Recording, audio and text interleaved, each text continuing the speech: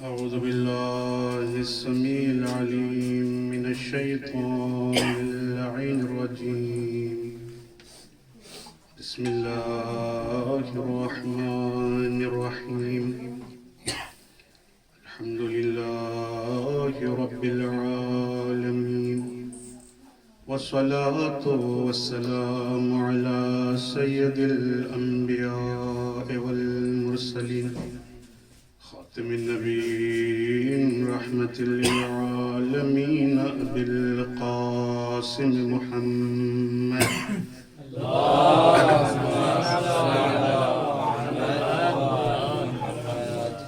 وعلى روحه ونفسه وسهره ووصيه سيد الأتقياء والأصفياء، مولى الموالي، إمام المتقين، علي بن أبي طالب. اللهم صل وعلى آله الطيبين الطاهرين المعصومين المظلومين، واللعنة الدائمة على أعدائهم ومنكر فضائلهم ومصائبهم وعظمتهم وشجاعتهم وسخاوتهم وكرامتهم أجمعين، من يومنا هذا إلى قيام يوم الدين وبعد يوم الدين. أما بعد، فقد قال مولانا أمير المؤمنين عليه السلام: ينبغي للعاقل أن يحترس من سكر القدرة وسكر المال وسكر العلم. صلوات پر محمد وعلى محمد.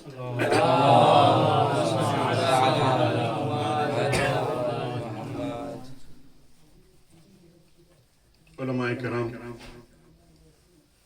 طلاب ذوی الاحترام،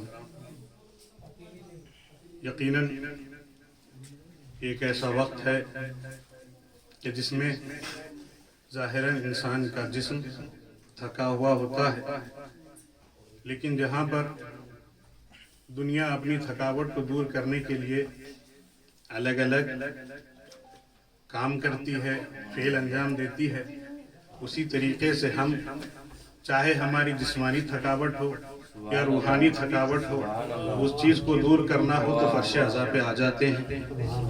اور چونکہ ہماری روح اس مقصد سے واقف ہے، اس کے اجر سے واقف ہے کہ فرش عزا پہ آنے کا اجر کیا ہے، تو لہٰذا آپ کا زیادہ وقت نہ لیتے ہوئے مختصر سے وقت میں دو چار باتیں آپ کے گوش گزار کرنی ہیں اور آپ کی زحمت کو تمام کرنا ہے.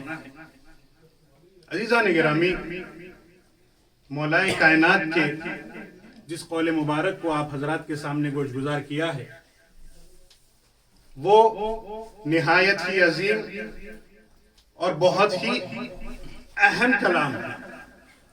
ویسے تو لسان اللہ سے نکلا ہوا ہر کلام، ہر حرف ہمارے لیے حجت ہے، اس میں کسی قسم کا کوئی شبہ نہیں ہے.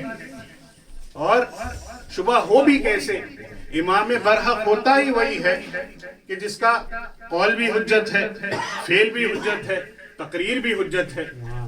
لیکن جہاں پر ہر حدیث کے لیے، ہر روایت کے لیے الگ الگ عنوان ہے، ایک خاص مفہوم ہوتا ہے جس کے تحت وہ حدیث بیان کی جاتی ہے، اسی طریقے سے اس حدیث مبارکہ کو کہ جو آپ کے سامنے پیش کیا ہے، اس میں مولائے متقیان کچھ باتوں کی طرف انسان اور بندوں کو اشارہ کر رہے ہیں کہ دیکھو ان باتوں کا خیال رکھنا. یعنی کیا مطلب؟ مولائے کائنات رہتی دنیا تک اپنے اس قول کے ذریعے سے بتا رہے ہیں کہ اگر کوئی انسان اپنے آپ کو عقل مند کہتا ہے تو اس کو چاہیے کہ وہ ان چیزوں سے پرہیز کرے. یعنی اگر کوئی انسان ان چیزوں سے پرہیز نہیں کر رہا ہے تو خبردار اپنے آپ کو عقل مند نہ کہے. اور ان لوگوں کی غلط فہمیوں کو بھی دور کر رہے ہیں کہ جو یہ تصور کرتے ہیں کہ جو اس ذہن میں رہتے ہیں کہ نشہ تو صرف شراب میں ہوتا ہے. عزیزان گرامی، بڑی توجہ، تھوڑی سی زحمت ہے اور آپ کی زحمت کو تمام کر دوں گا. اور جو لوگ یہ تصور کرتے ہیں کہ شراب میں صرف اور صرف شراب ہے ایسی چیز کہ جس میں نشہ پایا جاتا ہے. مولا ان کی غلط فہمیوں کو بھی دور کر رہے ہیں کہ نہیں، صرف شراب نہیں ہے کہ جس میں نشہ ہوتا ہے، بلکہ ہر اس چیز میں نشہ ہوتا ہے جو دماغ پہ چڑھ جاتی ہے. عزیزان گرامی، اگر آپ معاشرے میں غور کریں تو الگ الگ قسم کے نشے آپ کو نظر آئیں گے، مختلف قسم کے انواع و اقسام کے نشے آپ کو نظر آئیں گے. کسی کو مالداری کا نشہ ہے تو کسی کو اچھے خاندان کا نشہ ہے، کسی کو حسن کا نشہ ہے تو کسی کو اپنے عہدے کا نشہ ہے، تو کسی کو اچھا خطیب ہونے کا نشہ ہے، کسی کو اچھا شاعر ہونے کا نشہ ہے، کسی کو خلیفہ بننے کا نشہ ہے، کسی کو امام بننے کا نشہ ہے. عزیزان گرامی میرے ساتھ رہیں تو آج کی مناسبت سے جو آج کی تاریخ ہے کہ جو واصل جہنم کون ہوا آپ جانتے ہیں، نام لینا مناسب نہیں سمجھتا، آپ بہتر جانتے ہیں. اس کی مناسبت سے ایک جملہ سنتے جائیں کہ سب کو الگ الگ نشے ہیں. تو بعض تاریخ میں ایسی عورتیں بھی گزری ہیں جن کو یہ گمان تھا، جن کو یہ نشہ تھا کہ وہ عورتیں مردوں سے بہتر ہے، اس لیے ہم نے دیکھا کہ ان کے مرد میدان سے بھاگتے ہوئے نظر آ رہے ہیں اور وہ میدان میں آتی ہوئی نظر آ رہی ہے. ایک صلوات پڑھے محمد و آل محمد کی. یعنی الگ الگ قسم کے نشے پائے جاتے ہیں، مختلف قسم کے نشے ہیں.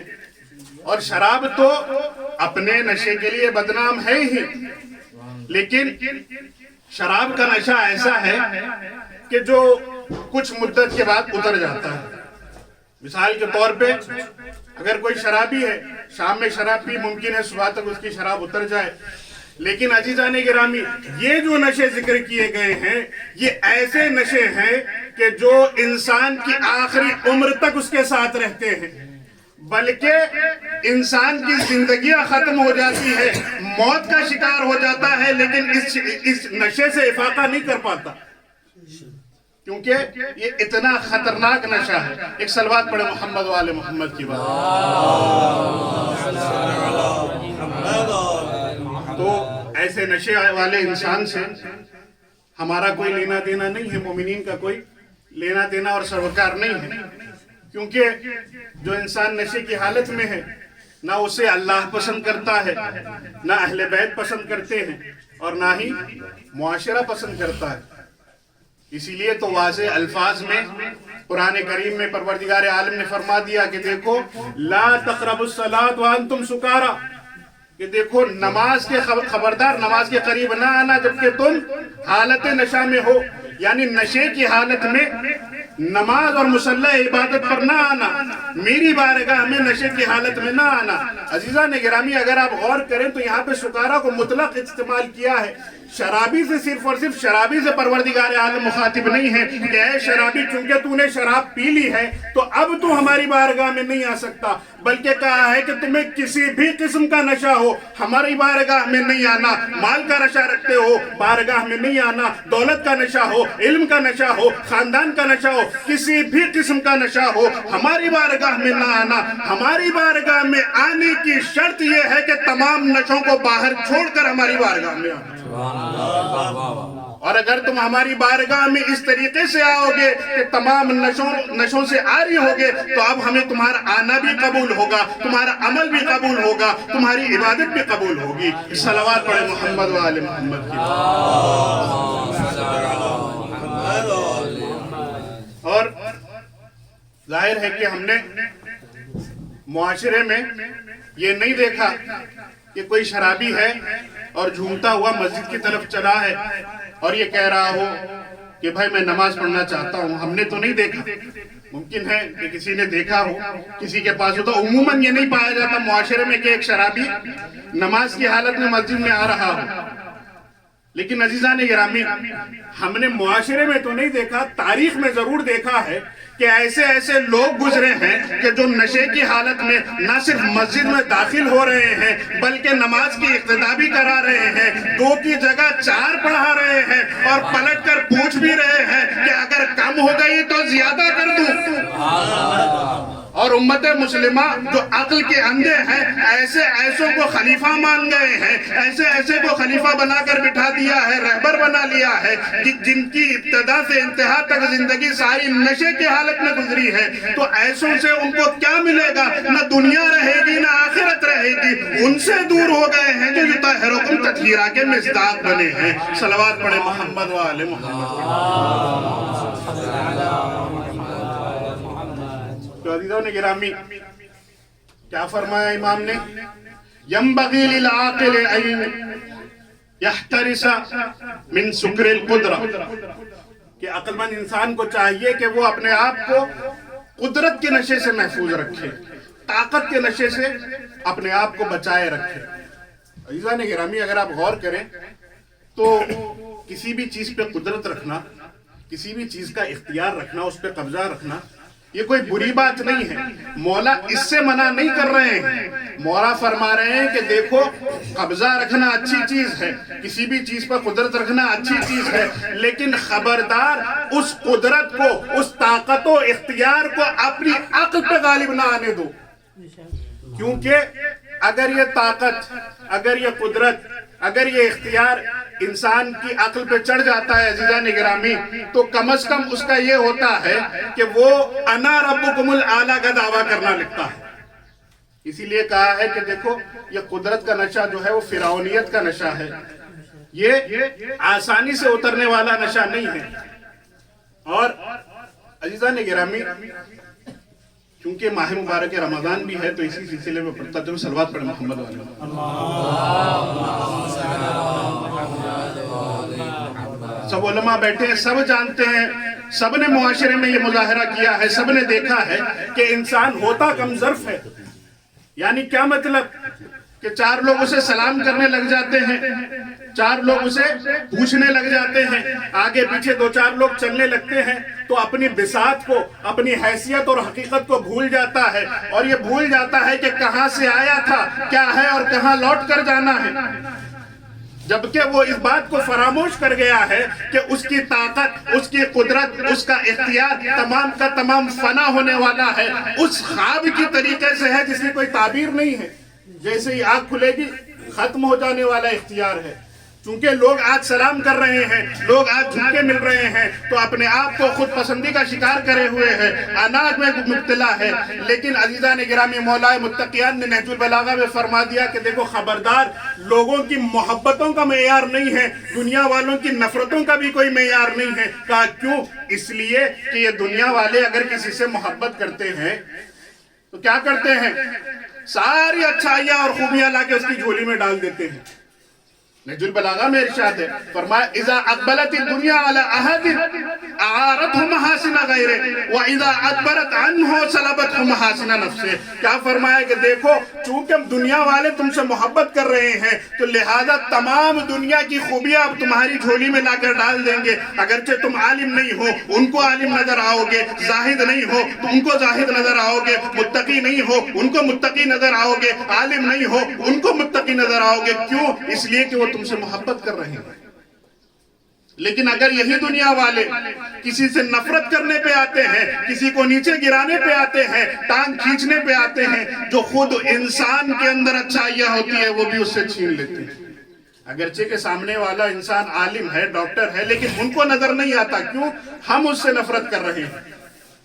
لیکن عزیزان گرامی، قدرت اور اختیار کا اگر استعمال انسان لوگوں کی اچھائی کے لیے، معاشرے کی بھلائی کے لیے، دین اور اسلام کے لیے کرے تو یہ بہت اچھی چیز ہے، اور وہ اپنی حقیقت کو یاد رکھے کہ میری کوئی حقیقت نہیں ہے، تو یہ بہت اچھی چیز ہے۔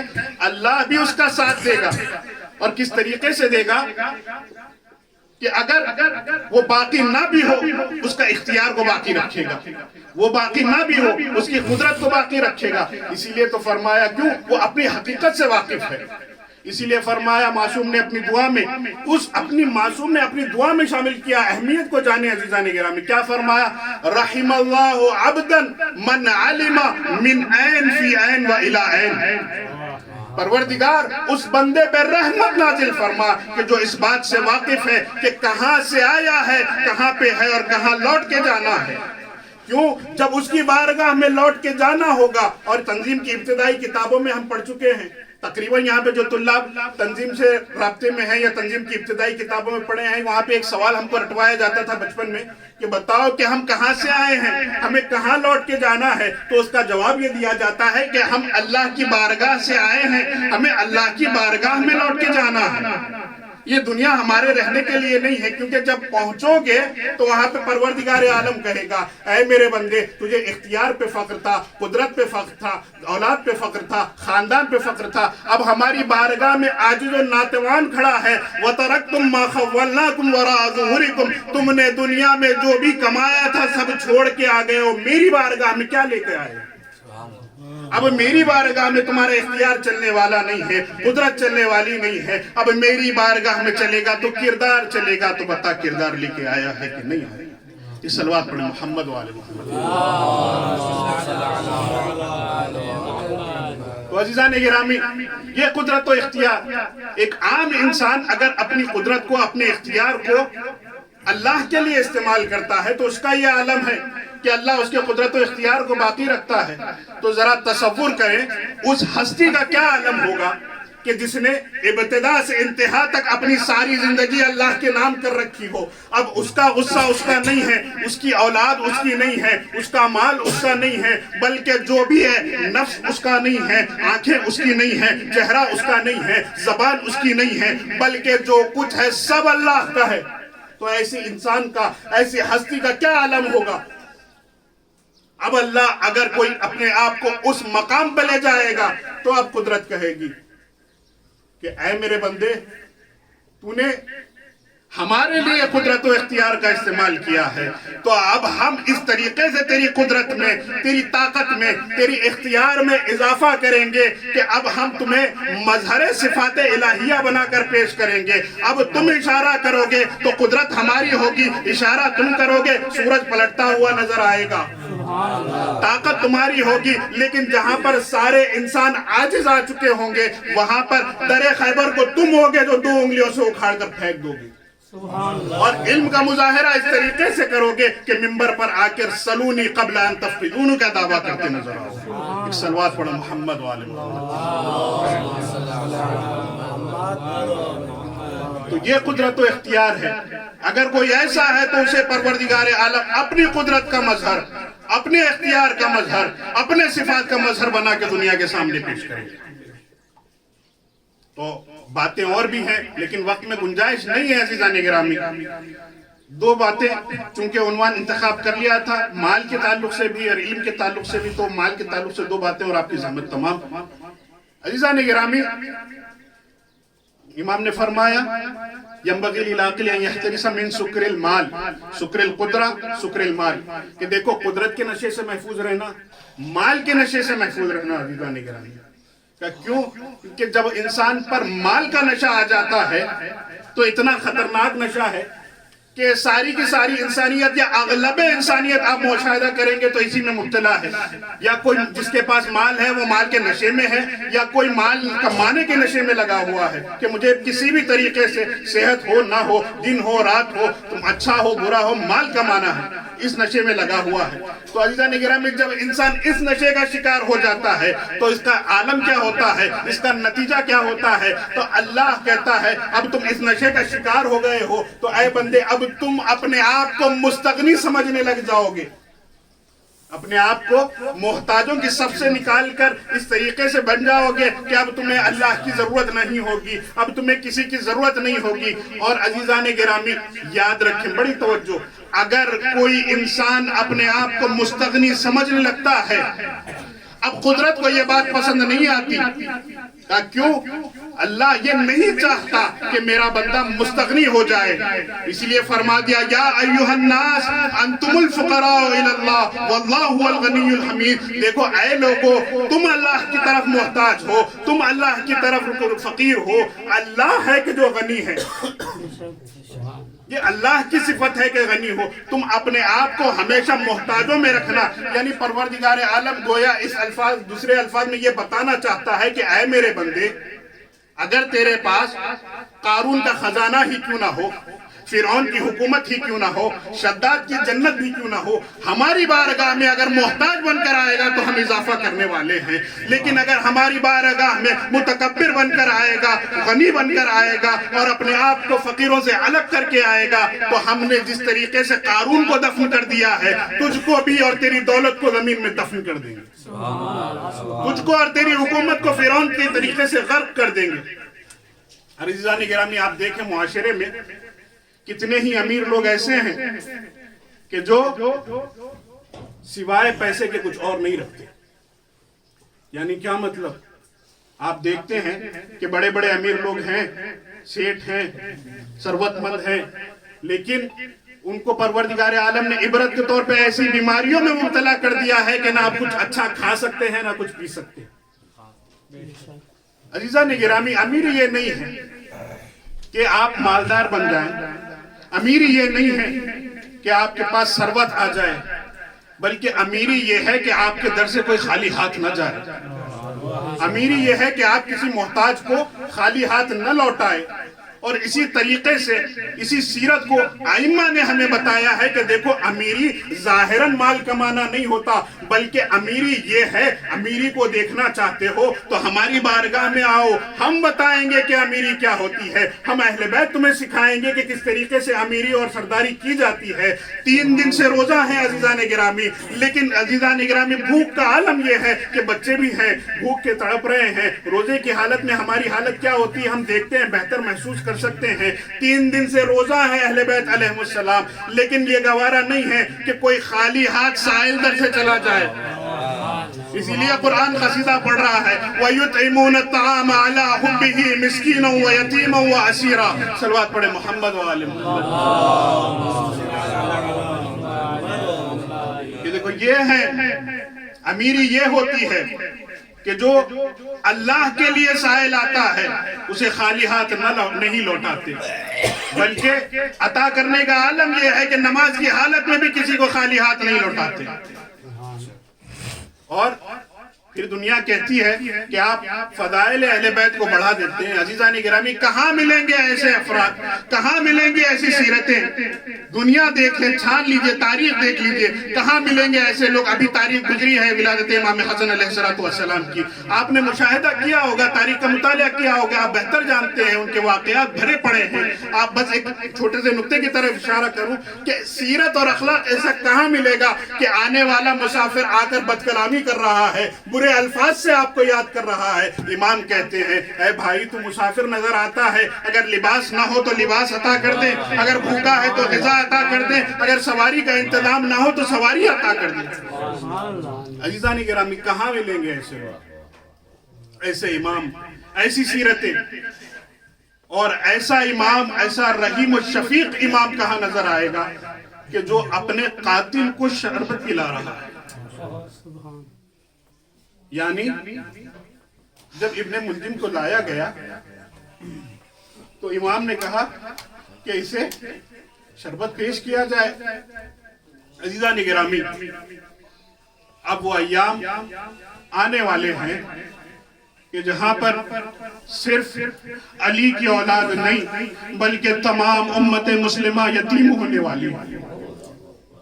اور کس طریقے سے، کیسا امام، شفیق امام کہ جس کی زندگی ابتدا سے انتہا تک رحم و کرم میں گزر گئی، جس نے یتیموں کا خیال رکھا، جس نے فقیروں کا خیال رکھا، مسکینوں کا خیال رکھا۔ اب امت نے اس پہ کیسا ظلم کیا، تلوار سے جو زخم دیا سو دیا، لیکن علی کے اللہ اکبر جگر کو بھی زخمی کر دیا۔ اور کس طریقے سے جگر کو زخمی کیا ہے، سیدہ پہ جلتا ہوا دروازہ گرایا گیا، علی کے حق کو غصب کر لیا گیا۔ اللہ اکبر، حد یہ ہے کہ اب مدینے میں کوئی علی کو سلام نہیں کرتا، اور علی سلام کرتے ہیں تو کوئی جواب نہیں دیتا۔ عزیزان گرامی، تمام مصائب کو چھوڑتا ہوا ابن ملجم ملعون نے جیسے ہی آپ پر وار کیا اور مولا کا سر اقدس شگافتہ ہوا، دونوں ہاتھوں سے مولا کائنات نے اپنے سر کو تھاما ہے اور اس طریقے سے تھاما ہے کہ لہو آپ کی ریش مبارک پر روا ہے۔ اللہ اللہ جیسے ہی پلٹے، چاہنے والوں نے گھیر لیا، حسن و حسین آگے بڑھ کے سہارا دینے لگے۔ میں کہوں گا مولا یقیناً بڑا گہرا زخم ہے مولا، یقیناً بڑی ظلم کی منزل ہے مولا، لیکن ہائے رے کربلا کے میدان میں دیکھیے گا، آپ کے چاہنے والے تو آپ کے سامنے تھے، آپ کے بیٹے تو آپ کی اولاد تو آپ کے سامنے تھی، لیکن اللہ اکبر میدان کربلا میں آپ ہی کا لال لخت جگر حسین ہے، 3 دن کا بھوکا پیاسا ہے۔ ارے جب زخم کھاتا ہے کوئی بڑھ کے سہارا دینے والا نہیں ہے۔ حسین کبھی عباس کو آواز دیتے ہیں، کبھی علی اکبر کو آواز دیتے ہیں۔ اللہ لعنت اللہ علی القوم الظالمین۔